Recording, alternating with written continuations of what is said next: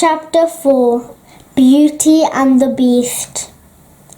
First, the castle gates creaked open before her.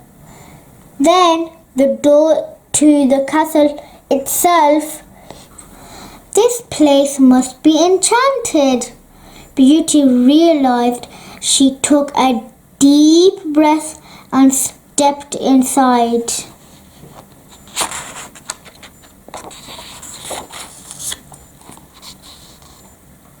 Beauty tiptoed down a long and dusty corridor until she found an open door. It led into a sweet-smelling garden. But as soon as Beauty stepped into the sunlight, she heard a terrible growl. "What are you doing here?" roared the beast. "I'm Beauty, Pia's daughter," she stammered. "He sent you to die, did he?" The beast growled. "Coward! Don't say that," said Beauty. She was so angry she forgot her fear and glared at the beast.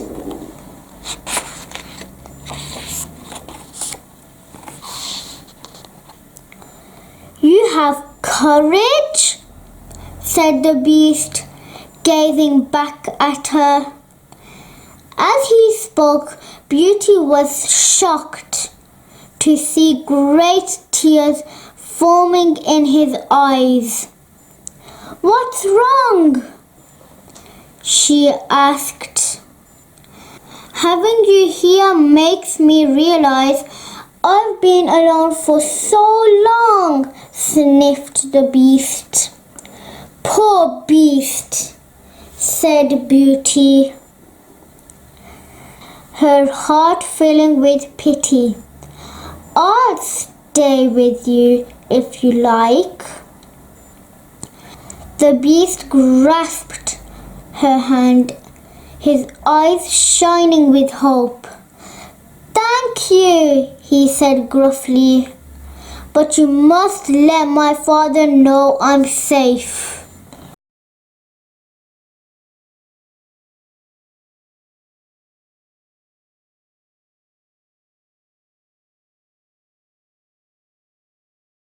The beast strode out to the courtyard and tied a note to Pia's horse, then sent it on its way. That evening, Beauty and the beast dined together.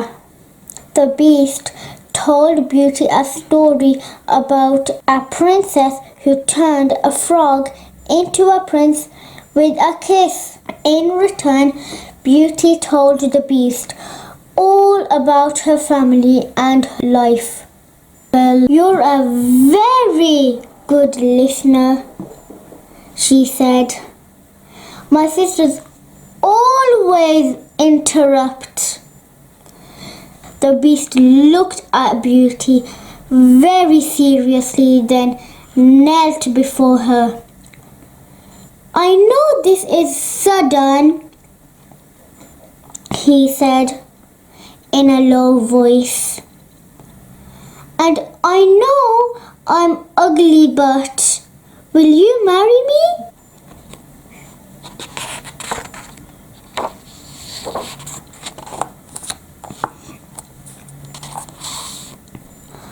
"I can't," gasped Beauty. "I don't even know you." "Very well," said the beast, bowing his head. "Good night, Beauty. Your room is next door," he added, and left her alone. Chapter 5 Beauty Explores. Beauty dreamed of home and woke wishing she was there. Then as she dressed, she saw a mirror by her bed, peering into it. She was amazed to see her father eating breakfast back at home. A magic mirror!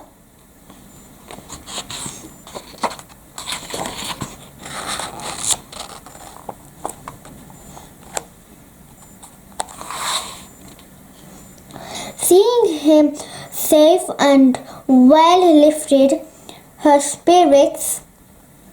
It's time to explore, she decided, and set off down the shadowy corridors.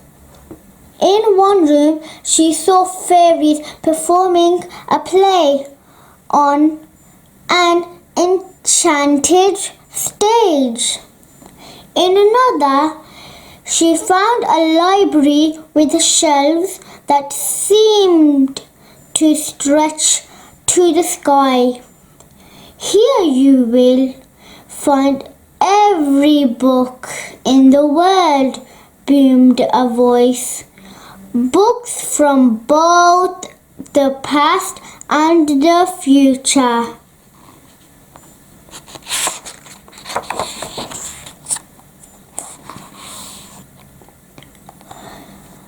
When Beauty went out into the garden, she saw exotic flowers and magical animals. But she did not see the Beast all day. At 8 o'clock, a gong rang for dinner. The Beast was waiting for Beauty in the dining room. Did you find the mirror? He asked eagerly. I loved it. Thank you, Beauty replied. After dinner, the Beast went down on one knee again. Marry me, Beauty.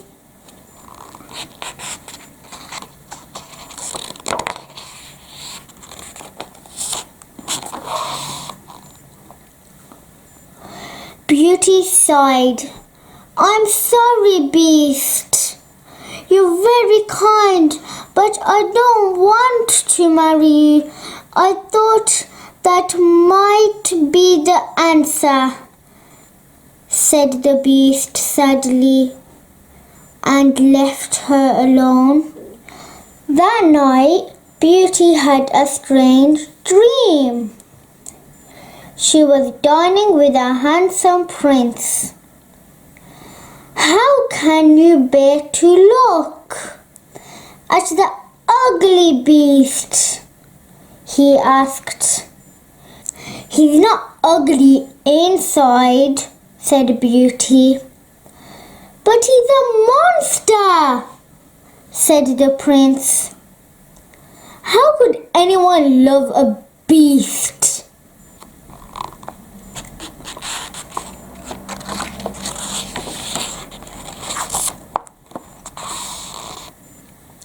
Beauty woke to the sound of birds singing. The prince from her dream had vanished.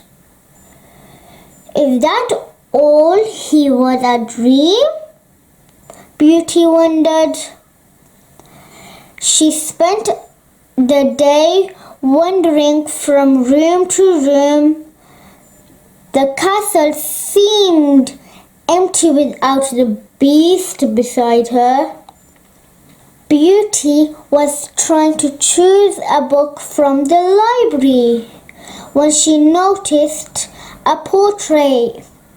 She couldn't believe her eyes. It was the prince from her dream.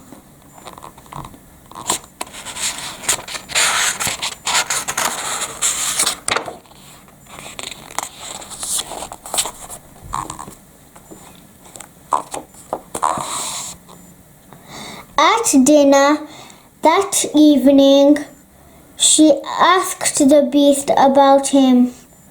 I dreamed of a prince last night, she said. And then I saw a painting of him in the library. Do you know who he is? I know him, said the beast, but I haven't seen him for years. For the rest of the meal, the beast refused to talk more about the prince. After they finished, he asked her to marry him again. I like you, but I don't love you, Beauty said softly. I'm sorry, but I want to marry you. The beast sighed and said good night.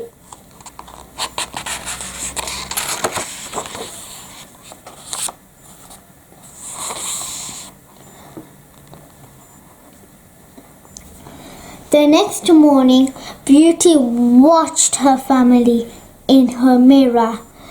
She missed them more than ever.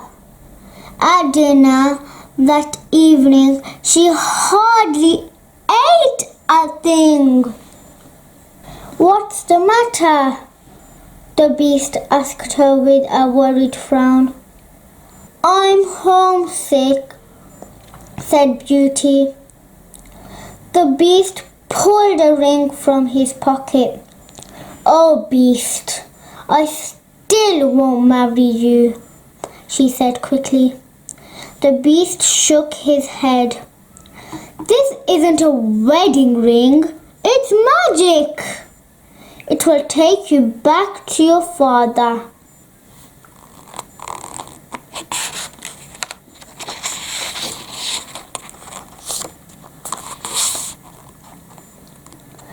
But you must promise me you'll return in 2 weeks, he went on.